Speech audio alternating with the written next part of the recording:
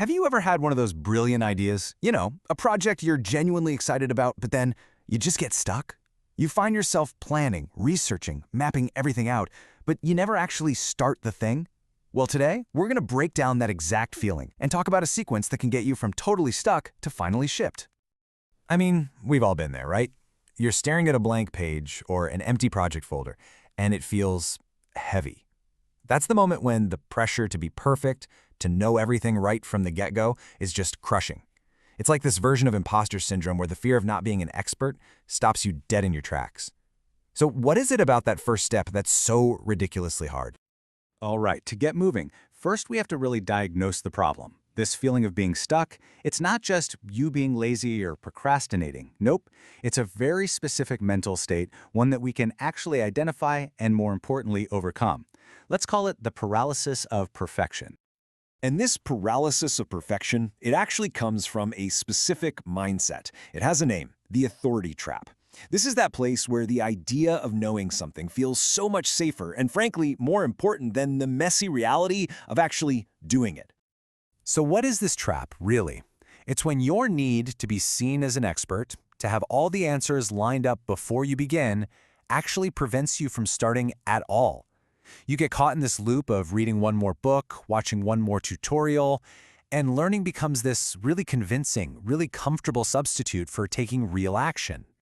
So, does any of this sound familiar? These are the little thoughts, the signals that you're caught in the trap.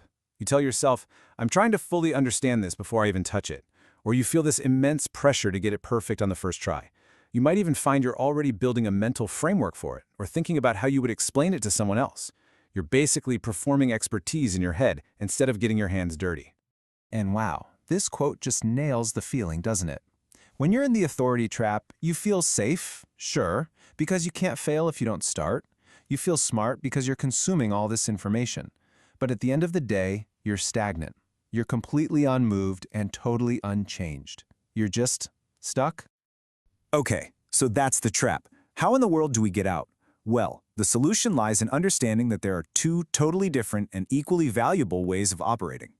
Let's break this down. On one side, you have curiosity mode. The motivation here is just to explore. The process, messy, low-stakes experiments. The goal isn't a perfect product, it's just to produce information. And the result is what we need most, movement. Then you have authority mode. Its motivation is to know. The process is all about structured theory, and the goal is to gain the vocabulary to explain things. This is great for building foundations. See? Neither one is bad. They just have completely different jobs. And this right here, this is the ultimate litmus test. It's so simple and so powerful. Can you give a killer presentation on a topic, but you've never actually built the thing? That's authority. On the other hand, have you tinkered with it, broken it a few times, but you can't quite put into words what you've learned yet? My friend, that is curiosity. So, to bust out of that authority trap, we need an engine for action. We need a specific tool that forces us into that messy, playful, and totally pressure-free state of mind. And that tool is what we're going to call the curiosity sprint. Now, a curiosity sprint is not about being productive. It's not about creating a final product. Its one and only job is to produce information. Think of it as a short, super low-risk way to learn by doing. If you happen to create something useful along the way, that's awesome, but it's just a bonus. It is not the goal. And for this to actually work, you have to follow a few rules. These are non-negotiable. First, it has to be short, like 30 to 90 minutes, tops. The stakes have to be incredibly low.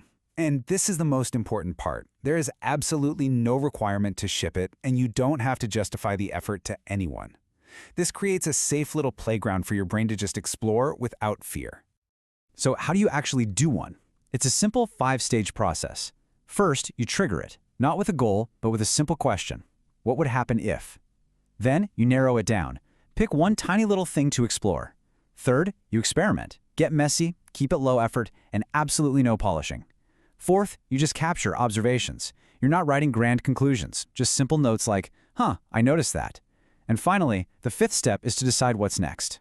Now, that 5th step, decide, that's the whole game. That's the critical turning point. It's how you build a bridge from that phase of pure, messy exploration over to focused, structured execution. This is how you make sure all that playing around actually leads somewhere.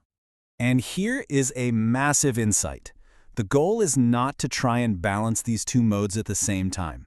That's a recipe for disaster, and it'll keep you stuck. The secret, the real solution, is to sequence them. You start in one, and then you deliberately, consciously move to the other. So how do you know when to switch? This is the magic question that serves as the bridge. At the end of every little sprint, you ask yourself this: did I learn enough to start building for real, or do I need to run another little experiment? This simple question guides you. It tells you exactly when it's time to shift gears. Once you've answered that question and you've decided to cross that bridge, it is time to bring back authority mode. But here's the cool part. This time, it's not a trap. It's a powerful tool.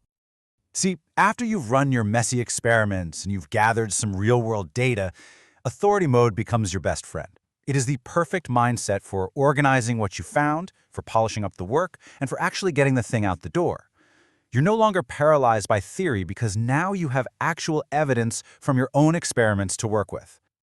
And you can feel the mental shift right here. You go from asking, what would happen if, which is all about exploration and possibility, and you start asking, okay, how do I optimize this, which is all about execution and refinement. It's a natural progression from creating options to making choices. I just love this line. Let's let that sink in. Authority makes us sound smart, and that feels good, but it can keep us standing still. Curiosity. Curiosity is what actually makes us move. It creates the forward momentum we desperately need. So let's put it all together. The sequence is so simple, but it's incredibly powerful. You use curiosity mode to break through that initial paralysis and just get your hands dirty. Then, once you have something to work with, you switch to authority mode to provide the structure, the focus, and the polish to get it finished and out into the world. It's the ultimate 1-2 punch. And that leaves us with one final question for you to take away. Think about that project you're working on right now, the one that feels a little stuck. Ask yourself honestly, does it need more information, which means it's time for a curiosity sprint? Or does it need more execution, meaning it's time to flip the switch to authority mode and start shipping? The answer to that question will tell you exactly what you need to do next.